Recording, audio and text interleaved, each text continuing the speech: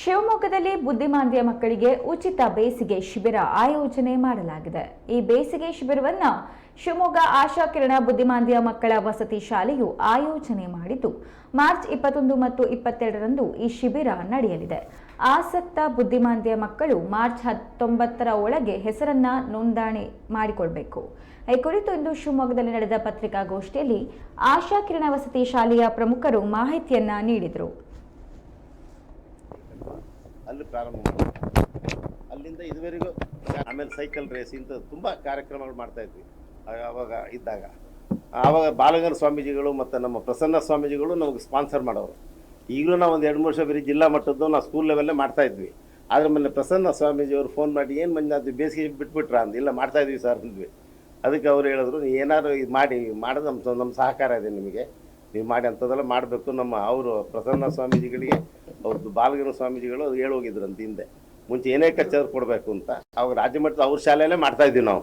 ಈ ಸಲ ನಮ್ಮ ಶಾಲೆಯಲ್ಲೇ ಮಾಡೋಣ ಅಂತ ಪ್ಲ್ಯಾನ್ ಮಾಡ್ತಾಯಿದ್ವಿ. ಇದ್ರ ಪ್ರಚಾರ ಅಂದರೆ ರಾಜ್ಯ ಮಟ್ಟದ ಒಂದು ಕಾರಣ. ನಮಗೆ ನಾವು ಫೋನ್ ಮಾಡಿದಾಗ ಎಲ್ಲರೂ ವಿಚಾರಿಸಿದಾಗ ಏನಂದರೆ ತುಮಕೂರಿಂದ ಒಂದು ಸ್ಕೂಲಿಂದ ಬರ್ತೀನಿ ಅಂದರು. ಆಮೇಲೆ ಮೈಸೂರು, ಹುಬ್ಬಳ್ಳಿ, ಮಂಗಳೂರು ಈ ಥರ ಒಂದು 5-6 ಡಿಸ್ಟಿಕ್ಕಿಂದ ಬರ್ತಿದ್ದ ಆಶ್ವಾಸನೆ ಇದೆ. ಮತ್ತು ನಮ್ಮ ಶಿವಮೊಗ್ಗ ಜಿಲ್ಲೆಯಲ್ಲೂ ಸಮೇತ ಒಂದು 7-8 ಸ್ಕೂಲ್ ಇದೆ. ಇದು ಪ್ಯೂರ್ಲಿ ರೆಸಿಡೆನ್ಷಿಯಲ್ ಸ್ಕೂಲ್ ನಮ್ಮದು. ಕರ್ನಾಟಕದ ರೆಸಿಡೆನ್ಸ್ ಸ್ಕೂಲಲ್ಲಿರೋದು ನಮ್ಮದೇ ಮೊದಲಿಂದ ಇದ್ದಿದ್ದು ಒಂದೇ. ಈಗ ಒಂದು 4 ಶಾಲೆ ಇದೆ ಇಡೀ ಕರ್ನಾಟಕದಲ್ಲಿ. ನಮ್ಮಲ್ಲಿ ಉಚಿತವಾದ ಶಿಕ್ಷಣ, ಅದರಲ್ಲಿ ಯಾರಿಗೇನೂ ಚಾರ್ಜ್ ಇಲ್ಲ. ಮತ್ತು ನಮ್ಮ ರೋಟರಿ ಸದಸ್ಯರು ಎಲ್ಲ ಅದಕ್ಕೆ ಸಪೋರ್ಟ್ ಮಾಡ್ತಾರೆ. ಎರಡನೇದು ನಮ್ಮ ಸರ್ಕಾರದಿಂದ ಅದಕ್ಕೆ ಅನುದಾನ ಇದೆ. ಮುಂಚೆ ಟೀಚರಿಗೆಲ್ಲ ಸಂಬಳ ಅರ್ಧ ಇತ್ತು, ಈಗೆಲ್ಲ ಫುಲ್ ಸ್ಯಾಲ್ರಿ ಬರ್ತಾಯಿದೆ. ಮತ್ತು ಪ್ರತಿ ಮಗುಗೂ 1,000 ರೂಪಾಯಿ ಬರುತ್ತೆ. ಉಳಿದನ್ನು ನಮ್ಮ ರೋಟರಿಯಿಂದ ಮಾಡ್ತಾಯಿದ್ವಿ. ಇದರ ಪ್ರಚಾರನ ಸ್ವಲ್ಪ ಎಲ್ಲರೂ ಚೆನ್ನಾಗಿ ಮಾಡಿ, ಮಕ್ಕಳು ಬರೋ ಹಾಗೆ ಮಾಡಿ. ಯಾಕೆಂದ್ರೆ ನಿಮ್ಗೆ ತುಂಬ ಸಪೋರ್ಟ್ ಮಾಡ್ತಾಯಿದ್ರು ಆಶಾಕಿರಣಕ್ಕೆ ಹಿಂದೆ. ನಾವೇ ನಿಮ್ಮನ್ನು ಕರೆದಿಲ್ಲ, ಆದರೆ ತುಂಬ ಚೆನ್ನಾಗಿ ಇದೇ ಥರ ಸಪೋರ್ಟ್ ಹಿಂದೆ ಮಾಡ್ದಂಗೆ ಮಾಡಿ ಅಂತ ಕೇಳಿಕೊಂಡು ನನ್ನ ಮಾತನ್ನು ಧನ್ಯವಾದ. ನಮ್ಮ ಕ್ಲಬ್ ತುಂಬ ಚೆನ್ನಾಗೇ ಇದೆ. ನಿಮ್ಗೆಲ್ಲ ಗೊತ್ತಿರ್ಬೋದು, 1958ರಲ್ಲಿ ಪ್ರಾರಂಭ ಆಗಿದ್ದು.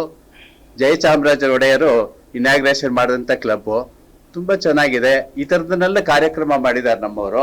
ಈ ಆಶಾಕಿರಣ ಸಂಸ್ಥೆಯಿಂದ ನಮಗೆ ತುಂಬ ಎಲ್ಲ ಥರನೂ ಸಹಕಾರ ಸಿಗ್ತಾ ಇದೆ. ಮುಂದೂ ಕೂಡ ಸಿಗಬೇಕು ಅಂತೇಳಿ ತಮ್ಮಂಥವ್ರ ಸಹಕಾರ ಬೇಕು ಅಂತೇಳಿ ನಾವು ಈ ಸಂದರ್ಭದಲ್ಲಿ ಕೇಳ್ಕೊತೀನಿ. ಈ ನಾಳಿನ ಕಾರ್ಯಕ್ರಮದ ಬಗ್ಗೆ ನಾನು ಸ್ವಲ್ಪ ಡೀಟೇಲ್ ಆಗಿ ಹೇಳ್ತೀನಿ. ಆಶಾಕಿರಣ ಬುದ್ಧಿಮಾಂದ್ಯ ಮಕ್ಕಳ ವಸತಿ ಶಾಲೆ 1900ರಿಂದ ಪ್ರಾರಂಭವಾಗಿದ್ದು, ಅಂದು ರೋಟರಿ ಕ್ಲಬ್ನ ಸದಸ್ಯರಾಗಿದ್ದ ಡಾಕ್ಟರ್ ಅಶೋಕ್ ಪೈ ಅವರು ಪ್ರಾಮಾಣಿಕ ಪ್ರಯತ್ನದಿಂದ ರೋಟರಿ 75ನೇ ವಾರ್ಷಿಕ ದತ್ತಿ ನಿಧಿ ರೋಟರಿ ಕ್ಲಬ್ ಶಿವಮೊಗ್ಗ ಇವರ ಸಹಾಯದಿಂದ ಪ್ರಾರಂಭವಾಗಿ ಈ ಶಾಲೆ ಹಲವಾರು ಸಮಸ್ಯೆಗಳಿಂದ ಕೂಡಿದ ಸಂದರ್ಭದಲ್ಲಿ ಡಾಕ್ಟರ್ ಅಶೋಕ್ ಪೈ ರವರ ತನು ಮನ ಧನದ ಸಹಕಾರ ಹಾಗೂ ಈ ಸಂದರ್ಭದಲ್ಲಿ ಇನ್ನೊಂದು ವಿಚಾರ ಹೇಳಬೇಕು ಅಂದ್ರೆ, ನಮ್ಮ ಫ್ಯಾಮಿಲಿಯಿಂದ ಆ ಕಾಲದ ನಾವು ವರಾಯ್ ಪ್ರಾಜೆಕ್ಟ್ ನಿಂದ ಈ ಕಡೆ ಬಂದವರು. ಅವಾಗ ನಮ್ಗೆ ಗೌರ್ಮೆಂಟ್ ಇಂದ ನಮ್ಮ ಜಾಗ ಎಲ್ಲ ಹೋದಾಗ ಒಂದಿಷ್ಟು ಸಹಾಯಧನ ಬಂತು.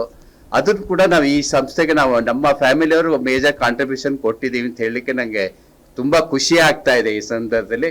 ಆ ಕಾಲದಲ್ಲಿ ನಾವು ಫ್ಯಾಮಿಲಿಯವರೇ ಸುಮಾರು 8 ಲಕ್ಷ ಕೊಟ್ಟಿರ್ಬೋದು ಅಂತ ನನ್ನ ಅನಿಸಿಕೆ.